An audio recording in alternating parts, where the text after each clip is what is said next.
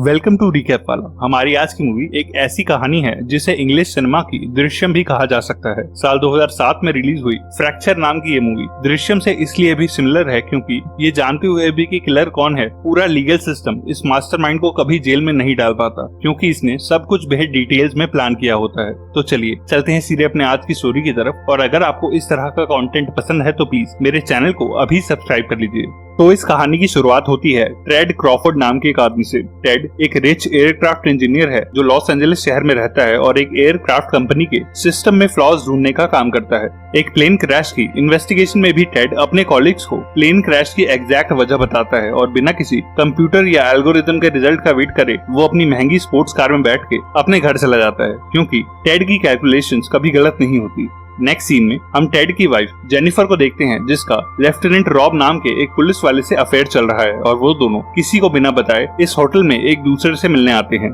Ted भी उस hotel से कुछ दूर अपनी कार पार्क करता है और होटल में जाता है जहां उसकी वाइफ और रॉब पूल में होते हैं और टेड उन्हें बिना फेस करे उनके रूम में चला जाता है और उस बेड को घूरने लगता है जहां उसकी वाइफ और रॉब कुछ देर पहले इंटीमेट हुए थे। शाम को जेनिफर अपने घर वापस आती है और टेड को आज जल्दी घर पे देख के चौंक जाती है। टेड उसे किस करने का ट्राई करता है पर जेनिफर उसे अवॉइड करके किचन में जाने का बहाना करती है। टेड कहता है कि वो जानता है कि जेनिफर का किसी और आदमी से अफेयर चल रहा है और जेनिफर भी उस बात को एक्सेप्ट करती है और टेड से माफी मांगती है पर उसके टर्न करते ही टेड उसे गोली मारता है और चेहरे पे गोली लगते ही जेनिफर जमीन पे गिरती है। गोली की आवाज सुन के टेड के गार्डन में काम कर रहे कुछ वर्कर्स अलर्ट हो जाते हैं और टेड को आवाज लगाते हैं और टेड अंदर से घर की खिड़की पे 3 और राउंड फायर करता है और वो वर्कर्स भी डर के बाहर भाग जाते हैं। इसके बाद टेड चारों बुलेट्स की शेल केसिंग उठा के एक जगह पर रखता है और अपने पहने हुए सारे कपड़े जला के खुद को गर्म पानी से क्लीन करता है। अब तक उन वर्कर्स ने पुलिस को फोन कर दिया होता है और सबको लगता है कि टेड के घर में कोई शूटर घुस गया है और कई सारी पुलिस कार्स और स्वाट यूनिट टेड के घर के बाहर आ जाती है।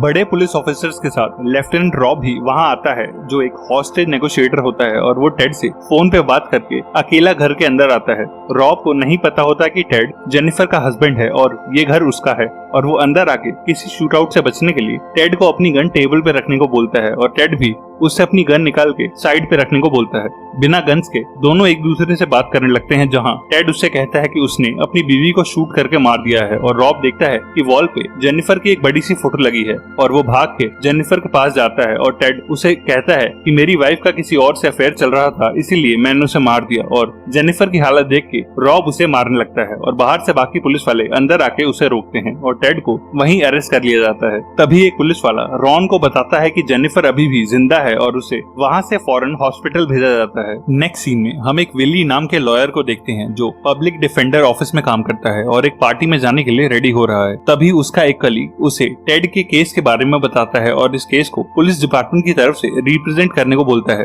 टेड का केस बिली को बेहद सिंपल लगता है क्योंकि पुलिस के पास टेड का रिटन कन्फेशन और मर्डर वेपन होता है, इसीलिए वो पार्टी में जाने से पहले 10 मिनट के लिए कोर्ट जाता है। पहली हियरिंग में ही टेड जज से कहता है कि वो इस केस में खुद को एज अ लॉयर रिप्रेजेंट करेगा और जज के बार बार बोलने पर भी वो किसी लॉयर को हायर नहीं करता और कहता है कि ये केस वो जल्दी से जल्दी शुरू करना चाहता है। विली को टेड थोड़ा अजीब लगता है पर विली का अब तक का कन्विक्शन रेट 97% होता है और वो अपने करियर में आज तक कोई केस नहीं हारा होता, इसीलिए वो टेड की इस अनयूजुअल डिमांड पे भी ज्यादा ध्यान नहीं देता। कोर्ट के बाहर पार्किंग लॉट में विली को रॉब मिलता है जो उसे कहता है कि टेड एक बेहद चालाक आदमी है इसलिए उसे इस केस को सीरियसली लेना चाहिए। विली कहता है कि टेड कोई लॉयर नहीं है और सारे एविडेंस उसी के अगेंस्ट है इसीलिए उसे सजा जरूर मिलेगी। इसके बाद विली उस पार्टी में जाता है जहां उसे अपनी नई बॉस निकी मिलती है और विली को अपनी लॉ फर्म में हायर करके निकी और उसके सभी ऑफिस वाले बेहद खुश होते हैं क्योंकि विली एक बेहद काबिल और एम्बिशियस लॉयर होता है। तभी विली को टेड के केस पे काम कर रहे पुलिस वाले का फोन आता है जो कहता है कि फॉरेंसिक टीम ने चेक करके बताया है कि टेड के पास जो गन हमें मिली है वो आज तक कभी चली ही नहीं है और पूरा घर चेक करने पर भी हमें कोई दूसरी गन नहीं मिली है।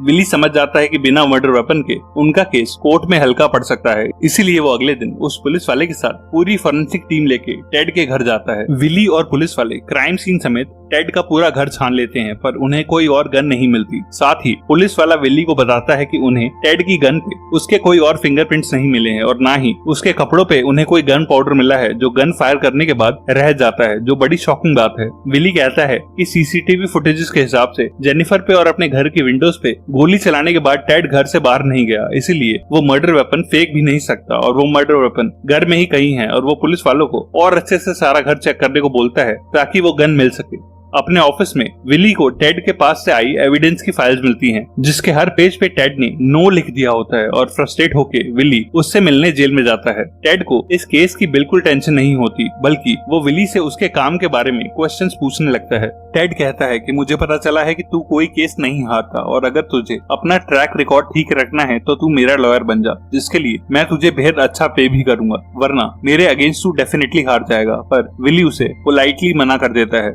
कोर्ट केस शुरू होता है और ट्रायल के पहले ही दिन विली एक के बाद एक विटनेस बुलाता है, पर टेड बिना किसी टेंशन के एक मशीन का डायग्राम बनाने लगता है और किसी विटनेस से कोई क्रॉस क्वेश्चन नहीं करता। पर जैसे ही विली रॉब को विटनेस स्टैंड पर बुलाता है और पूछता है कि क्या टेड ने अपनी वाइफ जेनिफर को शूट करने की बात कन्फेस करी थी, टेड ऑब्जेक्ट करता है और जज और कोर्ट रूम में बैठे सब लोगों के सामने कहता है कि इस पुलिस वाले का मेरी वाइफ के साथ अफेयर चल रहा था, जिसके मेरे पास बेहद सबूत हैं, इसीलिए इसकी गवाही मानी नहीं जानी चाहिए। और टेड के इस खुलासे से जज, विली और सभी लोग चौंक जाते हैं। रॉब ने जेनिफर से अपने अफेयर की बात सबसे छुपाई होती है और टेड ने उसे भरे कोर्ट में एक्सपोज कर दिया होता है, जिस बात से शर्मिंदा होकर रॉब उसे मारने के लिए झपटता है और कोर्ट में मौजूद पुलिस वाले उसे रोकते हैं और जज ट्रायल को वहीं रोक के टेड और विली को अपने ऑफिस में बुलाती है। टेड जज को बताता है कि उसने एक प्राइवेट इन्वेस्टिगेटर हायर किया था जिसके पास रॉब और उसकी वाइफ के अफेयर के सफिशिएंट सबूत हैं। वो कहता है कि रॉब ने आज की ही तरह अरेस्ट वाली रात को भी मुझे मारने की कोशिश की थी और मुझे रॉब और उसके साथी पुलिस वालों से जान का खतरा था, इसलिए मैंने वो कन्फेशन दिया था, पर मैंने अपनी वाइफ को शूट नहीं किया है। टेड की एक्टिंग देख के विली शॉक में होता है, पर उसकी बातें सुन के जज कन्विंस होने लगती है और उस कन्फेशन को एविडेंस से हटा देती है। जज विली और पुलिस को टेड के अगेंस्ट और एविडेंस इकट्ठा करने के लिए कुछ और दिन का टाइम देती है और उन्हें वार्न करती है कि हम टेड को बिना किसी एविडेंस के जेल में नहीं रख सकते। विली अपने ऑफिस में जाता है जहाँ उसका पुराना बॉस उसे केयरलेस होने के लिए गुस्सा करता है और कहता है कि तूने अपनी नई जॉब की वजह से टेड को अंडर एस्टिमेट कर दिया, इसलिए वो ये केस जीत रहा है। वो कहता है कि तूने ऑलरेडी नई फर्म ज्वाइन कर ली है, इसलिए तुझे ये केस किसी और लॉयर को देके यहाँ से रिजाइन कर देना चाहिए, पर विली नहीं मानता। जिसके बाद वो निकी से जाके मिलता है जो उसे बताती है कि उसके बॉसेस काफी नाराज हैं क्योंकि विली अब तक अपने पुराने ऑफिस के केसेस में फंसा हुआ है और उसने बड़ी मुश्किल से उसकी जॉब बचाई है, वरना उसे यहाँ से अब तक निकाल दिया गया होता। विली और निकी अब रोमांटिकली इन्वॉल्व हो जाते हैं और एक रात साथ में भी बिताते हैं। जिसके बाद अगले दिन विली अपने पुराने बॉस के ऑफिस में जाता है और उससे रिक्वेस्ट करता है कि उसे इसी केस पे रहने दे। उसका बॉस कहता है कि अगर वो ये केस हार गया तो उसकी यहाँ के साथ साथ अपने नए ऑफिस में भी बेहद इंसल्ट होगी।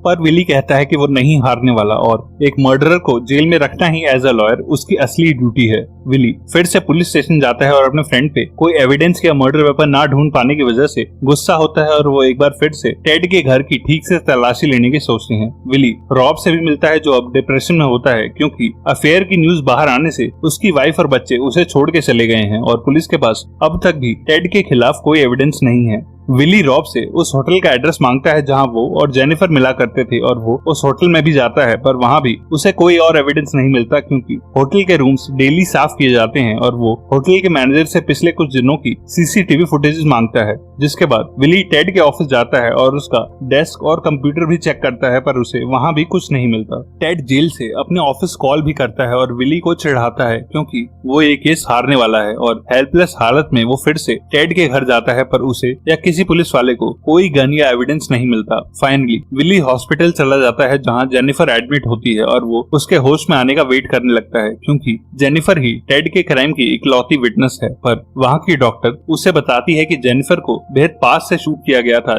जिसकी वजह से वो कोमा में है और अगर वो कभी होश में आई भी तो शायद वो फिर कभी बोल नहीं पाएगी। नेक्स्ट डे विली निकी के घर एक फैमिली लंच पे जाता है जहाँ निकी का भाई जो खुद भी एक लॉयर होता है टेड का केस डिस्कस करने लगता है और उसकी तारीफ तारीफ करता है, पर विली कहता है कि वो टेड को जरूर हराएगा। और जब निकी को पता चलता है कि विली अभी भी उस केस पे काम कर रहा है, तब उन दोनों की बहस हो जाती है। निकी उससे कहती है कि उसे पहले ही इस केस को छोड़ देना चाहिए था, और वो विली से नाराज होकर लंच बीच में ही छोड़ के चली जाती है। निकी का फादर, जो एक जज होता है, विली से कहता है कि अगर उसे लगता है कि वो सच में इंसाफ के लिए लड़ रहा है, फिर तो उसे ये केस एंड तक लड़ना चाहिए, क्योंकि टेड जैसे आदमियों को कानून तोड़ने में मजा आता है। उसी रात को रॉब विली के घर के बाहर आता है और कहता है कि टेड बेहद चालाक आदमी है, जो एविडेंस ना होने की वजह से छूट भी सकता है, इसलिए वो उसे पुलिस के एविडेंस रूम में मर्डर वेपन जैसी एक गन प्लांट करने का सजेशन देता है। पर विली इस बात के लिए तुरंत मना कर देता है और कहता है कि टेड भले ही एक क्रिमिनल होगा, पर वो कोई कानून तोड़ के इस केस को नहीं जीतना चाहता। अगले दिन उसे होटल की सीसीटीवी फुटेज मिलती है, जिसमें उन्हें शूटिंग वाले दिन टेड दिखाई देता है, जो कैमरे पे जेनिफर और रॉब के रूम में जाते हुए नजर आता है।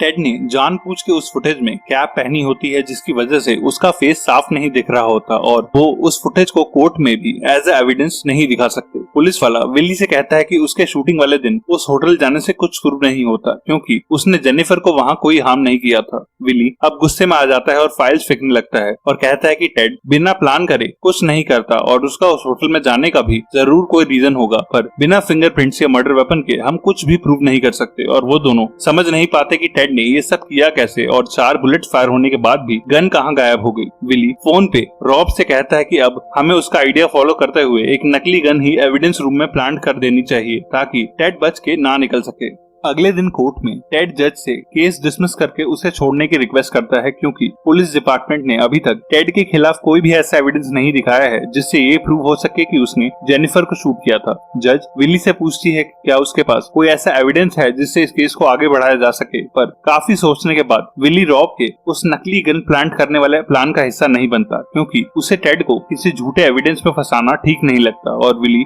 जज से कहता है कि उसके पास ऐसा कोई एविडेंस नहीं है, और जज केस को डिसमिस करके टेड को रिलीज करने का ऑर्डर देती है। केस हारने के बाद सब लोगों के चले जाने के बाद भी विली वहीं बैठा रहता है, जब उसे एक गोली चलने की आवाज आती है और वो भाग के बाहर जाता है और देखता है कि रॉब ने अपनी सर्विस गन से खुद को गोली मार के सुसाइड कर लिया है। रॉब की खुदकुशी से विली बेहद हर्ट होता है, क्योंकि वो टेड को सजा नहीं दिलवा पाया, पर टेड उसे स्माइल पास करता हुआ कोर्ट से बाहर आ जाता है, जिसके बाद टेड को उसकी गन वापस देके जेल से रिलीज कर दिया जाता है और टेड अपने घर वापस आ जाता है। विली का किसी से बात करने का मन नहीं होता और वो कोर्ट से जेनिफर के हॉस्पिटल चला जाता है और उसी के सामने उसके उठने का वेट करते हुए सो जाता है। सुबह उठ के वो देखता है कि टेड वहां आया हुआ है, और तब उसे ये रियलाइज होता है कि टेड अभी भी जेनिफर का हस्बैंड और लीगल गार्डियन है, और वो चाहे तो डॉक्टर्स को वेंटिलेटर बंद करने की परमिशन देके जेनिफर को खत्म कर सकता है, ताकि वो होश में आके किसी को उसकी सच्चाई ना बता पाए। विली भाग के अपने नए ऑफिस जाता है और निकी से हेल्प मांगता है, ताकि वो किसी लीगल तरीके से जेनिफर को बचा सके, पर निकी अब उसे अवॉइड करने लगती है और विली से कहती है कि जेनिफर के मरने से उसे या उसकी लॉ फर्म को कोई फर्क नहीं पड़ता है।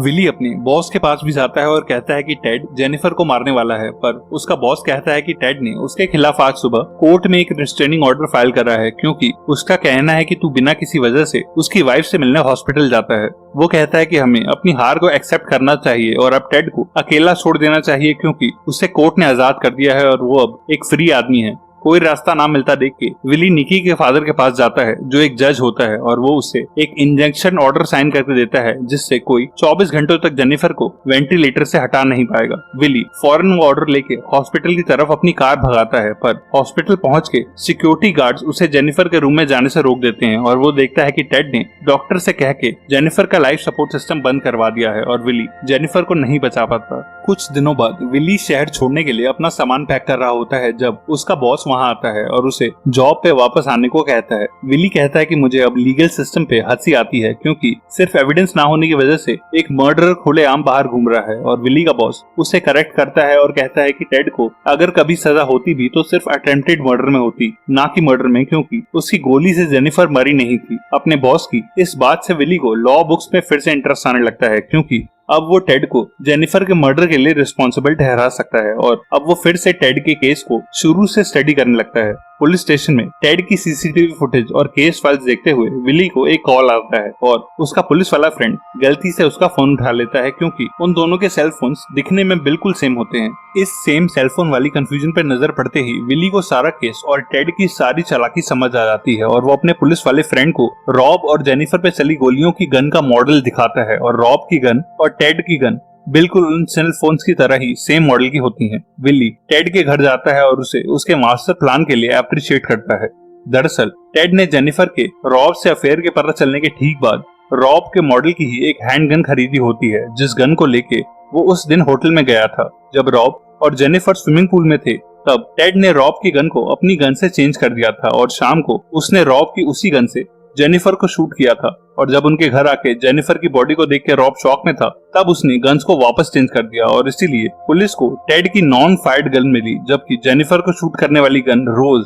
लेफ्टिनेंट रॉब अपने साथ कैरी करता था, पर किसी को ये बात कभी पता नहीं चली। टेड कहता है कि उसकी कैलकुलेशंस कभी गलत नहीं होती और वो विली से कहता है कि उसने एक बुलेट से 2 लोगों की जान ले ली है, पर तू और सारा लीगल सिस्टम मेरा कुछ नहीं बिगाड़ सकते क्योंकि तुम्हें कोई एविडेंस ही नहीं मिला, और अगर अब तुम एविडेंस ढूंढ भी लाओ तो भी इस देश में सेम क्राइम के लिए किसी को दोबारा पनिश नहीं किया जा सकता। विली कहता है कि बस यहाँ तेरी कैलकुलेशन गलत हो गई क्योंकि मैं जेनिफर के अटेम्प्टेड मर्डर में तुझे सजा नहीं दिला पाया, पर क्योंकि तूने खुद ही जेनिफर को मरने दिया इसलिए अब मुझे सिर्फ कोर्ट ऑर्डर लेके उसके फेस पे लगी गोली और रॉब के सर में लगी गोली को मैच करवाना है, जिसके बाद मैं तुझ पे मर्डर के नए चार्जेस लगा सकता हूँ। जो सुन के टेड पहली बार थोड़ा टेंस होता है और ये कह के विली टेड के घर से बाहर आ जाता है और बाहर ऑलरेडी पुलिस वाले टेड को अरेस्ट करने आए होते हैं। नेक्स्ट सीन में हम एक नए ट्रायल में नए जज के साथ फिर से कोर्ट रूम में विली को देखते हैं जो कॉन्फिडेंटली अकेले खड़ा होता है, पर इस बार टेड का ओवर कॉन्फिडेंस गायब हो चुका होता है और वो अपने साथ महंगे लॉयर्स लाया होता है ताकि इन नए मर्डर के चार्जेस से बच सके। ऐसी ही एक और मूवी के लिए राइट में दिख रही नेक्स्ट वीडियो पे क्लिक करना, और अगर आपको इस तरह का कंटेंट पसंद है तो प्लीज इस चैनल को सब्सक्राइब जरूर कर लेना। तब तक के लिए stay safe and bye bye.